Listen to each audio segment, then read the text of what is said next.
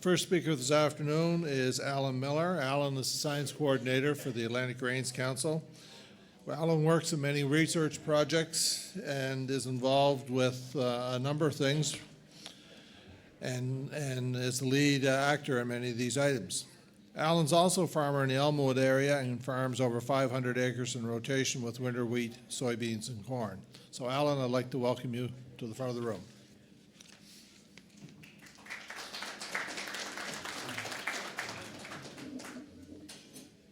Thank you and good afternoon, everyone.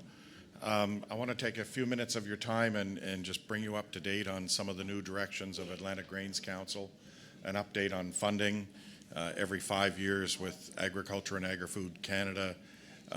Their funding cycle triggers, and we've just been through that process, and also give you an update on some of our research. But before I do that, I want to thank all the producers in the room that contribute through the checkoff. There are two forms of checkoff. In small grains and soybeans, basically people are donating $1 an acre and making that contribution to the place where you sell your grains and oilseeds, and then those buyers remit them back to us. And in the case of corn, the checkoff is added to the price of corn seed, and again that works out to roughly $1 per acre, and the seed companies remit that back to Atlantic Grains Council. So we use that money to fund all of our research, and we use that money to try to trigger as much funding as we can get out of research programs, both at the federal level, at provincial levels across the Maritimes, and as well with industry. So a big thank you for that, and just remember that's driving everything that I'm going to be presenting this afternoon. So we have completed a sector outlook for the Maritimes, looking at where the grain and oilseed industry can go based on our strengths. And the number one item that we're looking at is the potential for feed security for Atlantic Canada. And that fits exactly where Stephen was mentioning this morning. And that wasn't a planned coincidence. It just, Stephen looked at the Maritimes and you need to take care of your own market first. And that's what we've realized. And secondly, in fitting in with wheat peat, is the climate and the soils. I don't grow potatoes on my land, but my rooting depth is just as shallow. But we still do have pretty good soil here, so the opportunity of expanding winter crops in the region is a big possibility.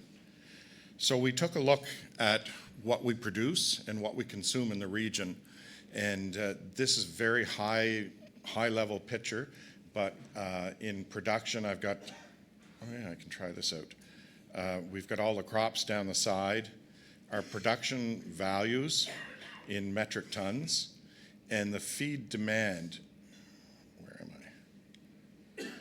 The feed demand here, and that may be in finished feed, but it's expressed in this as tons of the crops that are shown here. And then the final column is the differences. And when you look at the bottom number, we're within 1,000 metric tons of what we produce and what we consume in this region. So the potential for feed security and feed self-sufficiency is very within our grasp. The biggest gap in production that we have, exactly as Stephen said this morning, is in corn. And corn is a relatively new crop here, and this is grain corn, but 59 to 60,000 metric tons short. And that gap is closing because our corn acreages are going up pretty well every year.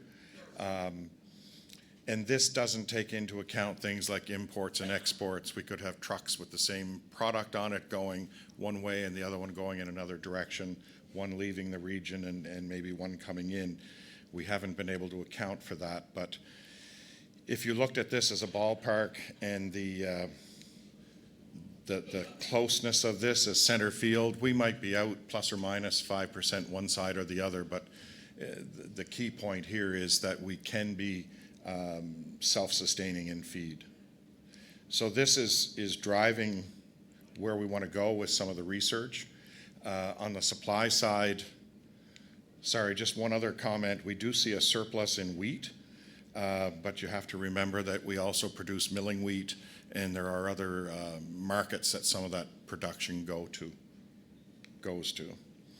So on the supply side, we need to fill the corn gap, and we need to meet the growing needs of the livestock sector. The livestock sector in the Maritimes is growing. One of the biggest shifts in the Maritimes was COVID and the impact of increased immigration from the rest of Canada and other places in the world. Our populations across the Maritimes is going up, and with that, the supply managed quotas are going up as well. So the livestock sector is growing, and the beef is growing as well. We need to compete with other regions on quality, and we need to consistently produce grade 2 corn, and we need to address fusarium head blight and toxins. But when you look at having feed security, and you're looking at all the news that you're hearing in the last few days of Canadians canceling trips to the United States, Canadians looking for grown in Canada food products, there is an opportunity within the region to educate our consumers that not only are your livestock products coming from the Maritimes, but we're feeding them, and what you're seeing in the landscape is part of that process. So there is environmental and societal benefits for the region as well as for the production system. The second strategy that we're looking at is expanding winter crops. And why are we doing that? First, they tend to out-yield spring crops by about 40%. They provide a range of environmental benefits, such as winter cover. And our climate is changing. I was a little scared of this, saying our winters are softer. I spent a day and a half on the snowblower earlier this week. But they are softer. They're not as cold and not as extreme as they used to be. As well, our summer moisture is variable, and quite often if anything, our later summer is drier.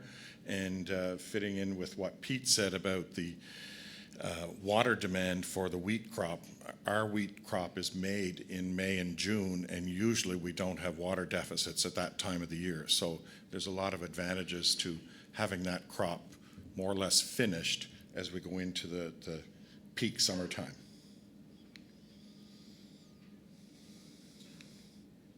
So a quick look at some of the research that we have going on, being funded with checkoff dollars. First of all, we had to secure programming to do the research.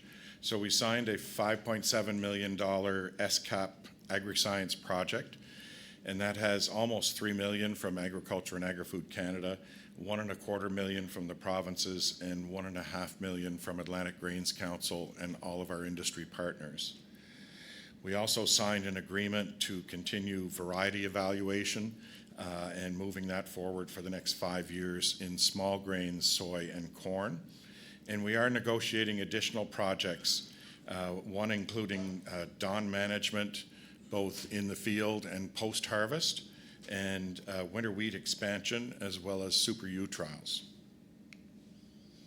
So some of the corn research, and just with the corn seed checkoff having been introduced in the last few years, we wanted to give you an idea of some of what that's contributing for research. So our corn research is expanding. It fits with the strategy of feed security, and we're doing work both in grain and silage, and we are introducing corn into our yield enhancement network.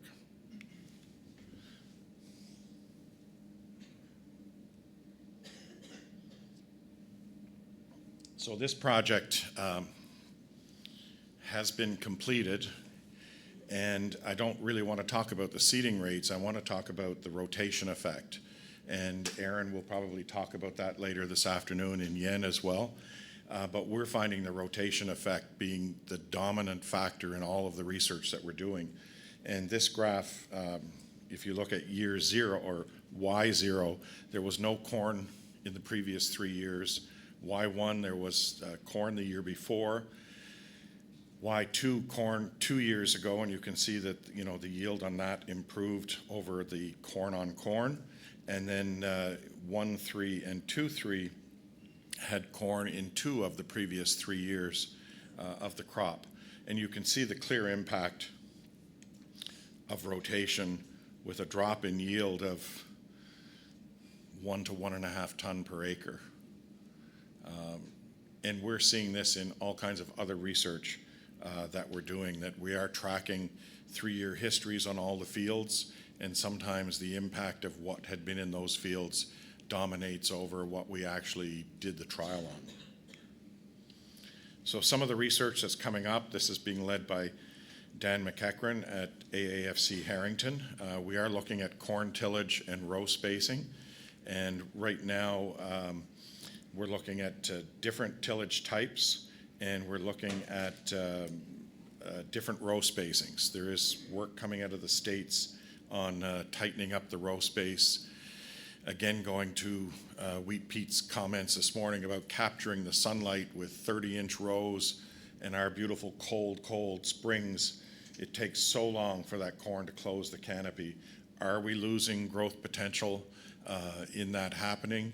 And if so, is that worth taking a look at real change in how we do things? So this is being done in small plots.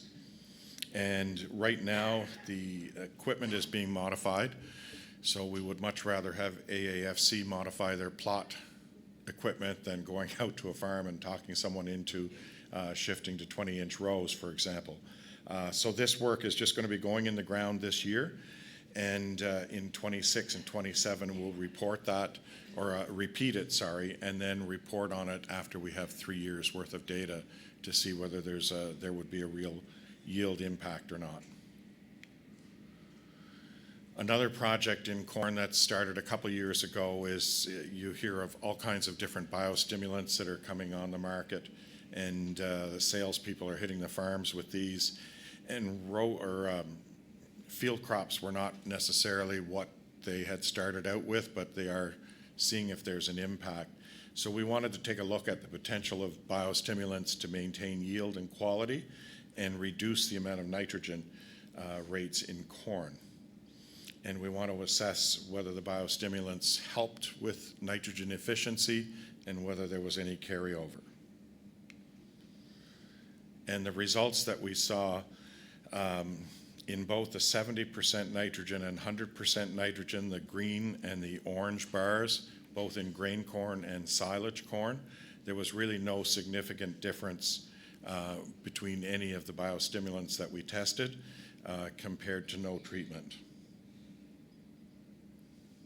So that's 2 years worth of data.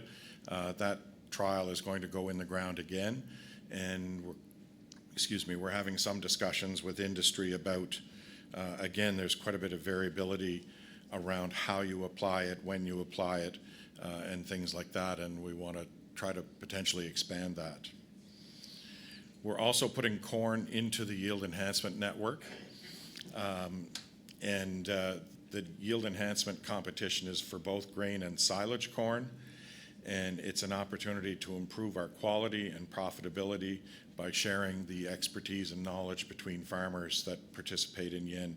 I can see Andrew up there. He's got quite a look thinking whether he should be in this next year. We did start with yen first, and in the United Kingdom where yen started, they focused on cereals at first, but we've now grown that to soybeans and now both silage and grain corn. With both corns, we need to do some more work on our sampling, but this gives you an idea of the geography. We had 5 grain corn sites in the upper St. John River Valley and 4 silage sites in southeastern New Brunswick. I might be off on my numbers a little bit there. So more work to be done in 2025. We want to get the kinks out. In all the other crops, we harvest the entire crop and get a verified yield, but with corn, because the volume is so high, we have to go to a sampling method for this to make it work, so we're still figuring some of the details out. Cover cropping in corn. I don't know if anybody's counting the number of times I'm saying corn here, but Andrew Mackenzie Gupsel at AAFC Harrington has a couple of experiments running. One is using cover crops in the previous year to see if we can reduce fertilizer requirements in silage corn. And there's 4 treatments plus traditional nitrogen.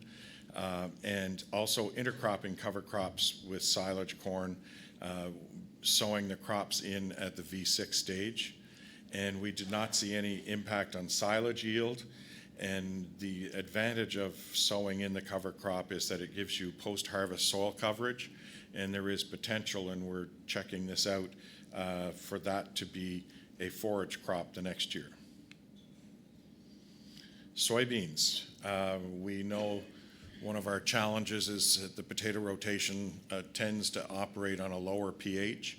So we're taking a look at nodulation and nitrogen supply in soybeans at low pH. And we're measuring the response to nodulation, nitrogen supply, and protein with reduced nitrogen.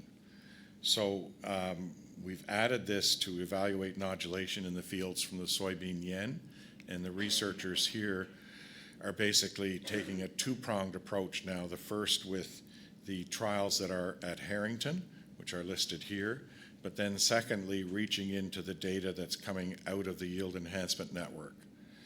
So the connection to the Yield Enhancement Network is something new, and this is going to run again in 2025, and we're going to get additional yen sites.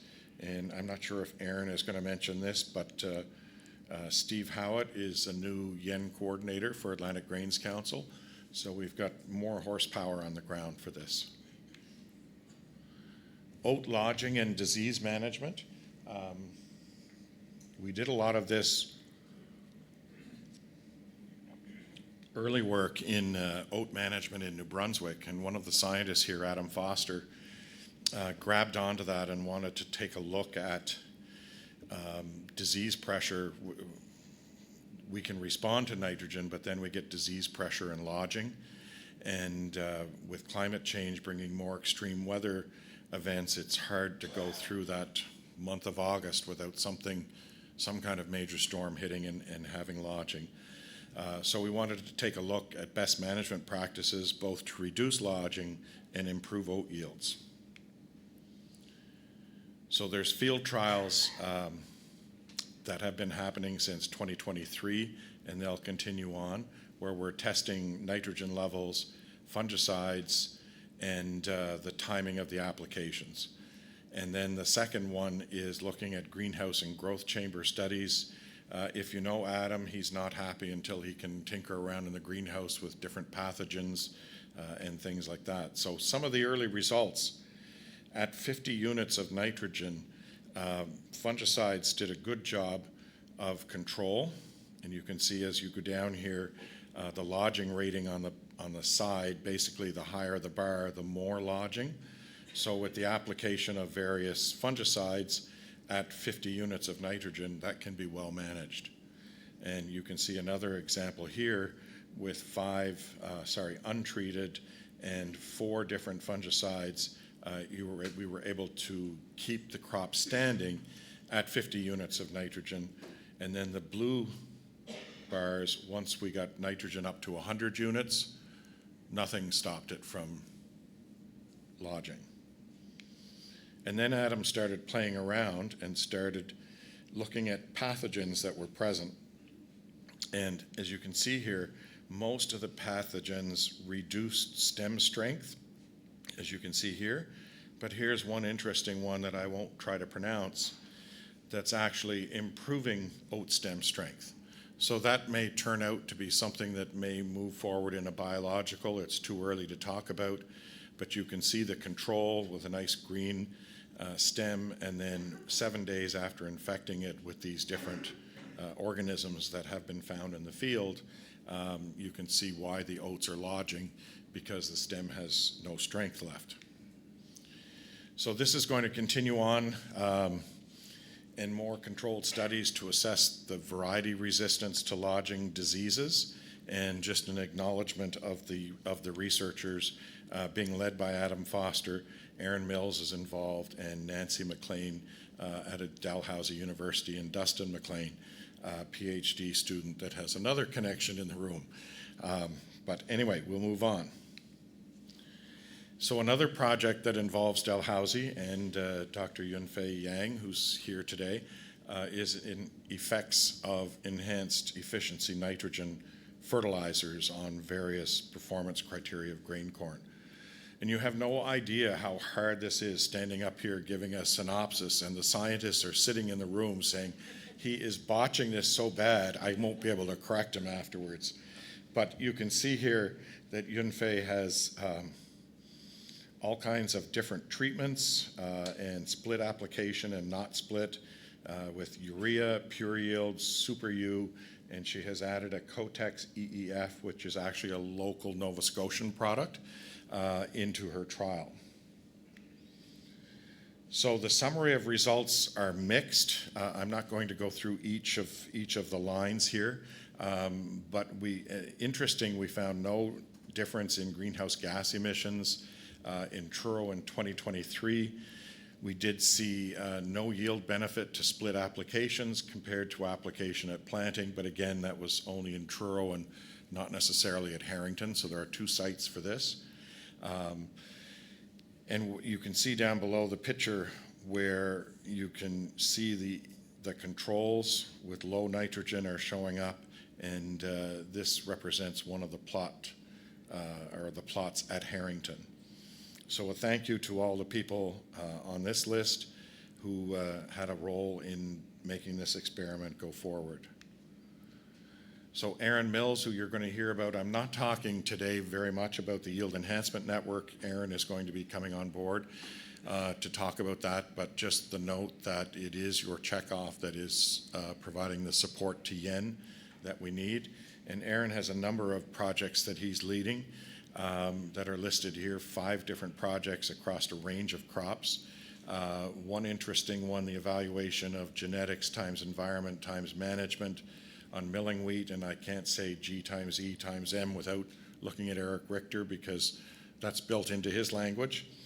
And also some smaller crops like rye, looking at the quality of the rye that we grow here to see whether there's potential for distilling.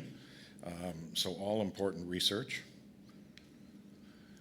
And attached to Yen, but not part of what the farmers are involved in, is what we call the checkerboard experiment. And this is something Aaron wanted to get off the ground for quite a while. And these are the wheat plots in Harrington. And basically looking at base fertility in wheat and inoculum levels or types in soybeans, and then take all the products that are on the market and mix them all up in all different kinds of combinations and apply them.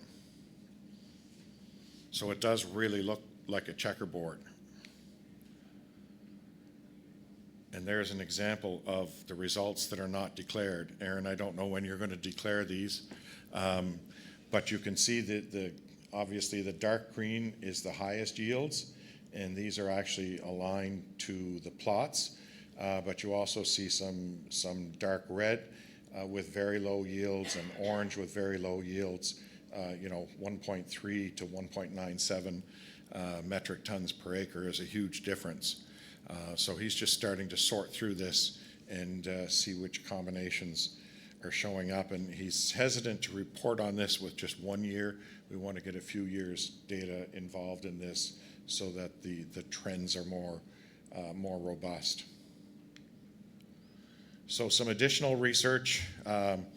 We're looking at reducing herbicide use in Atlantic soybean production. Andrew Mackenzie Gupsel is doing that out of Harrington with some different combinations of herbicide treatments the previous year, types of burn downs that you would do before putting in soybeans. We have now a new partnership with the PEI Climate Lab, and they're going to look at defining and increasing the greenhouse gas sequestration by expanding winter crops in the region.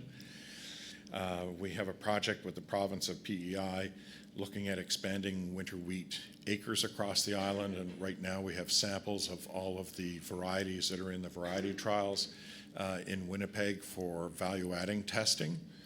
And we're also offering an incentive to seed companies to bring more varieties into the Maritimes for testing. We've worked with Steve Watts on Super U trials in corn, spring wheat, barley, and oats, and with Koch Brothers, the fertilizer company that makes Super U. The maritime variety trials, we continue to run that in each of the 3 provinces. And we have a professor near Cape Breton looking at a bunch of different land races of more historic winter wheat varieties from the UK to bring them into Canada to look at whether there's potential for these varieties in northern New Brunswick and some of the colder areas of Nova Scotia to see if we can expand the area that we grow winter wheat in. So that's a real fast snapshot. I hope I didn't offend any of the researchers too much in talking about their projects. And it's really a snapshot for you, the growers. If you see something in this presentation that you're particularly interested in, we can connect you with the researchers and connect you with more of the results on anything that's going on. But we wanted to give you an overview of what's happening with your checkoff dollars and also how research ties into our strategy in closing the corn gap, improving the quality in the Maritimes, improving our yields for feed, and the potential of sustainability and a lower carbon footprint of using the feeds in the Maritimes as opposed to importing them, increasing our winter crops, and above all, producers learning, and we'll see this afternoon with Yen, to improve their results from using what other growers are learning.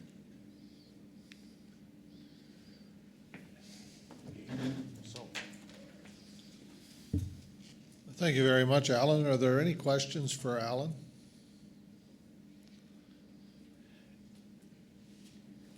If not, I have one.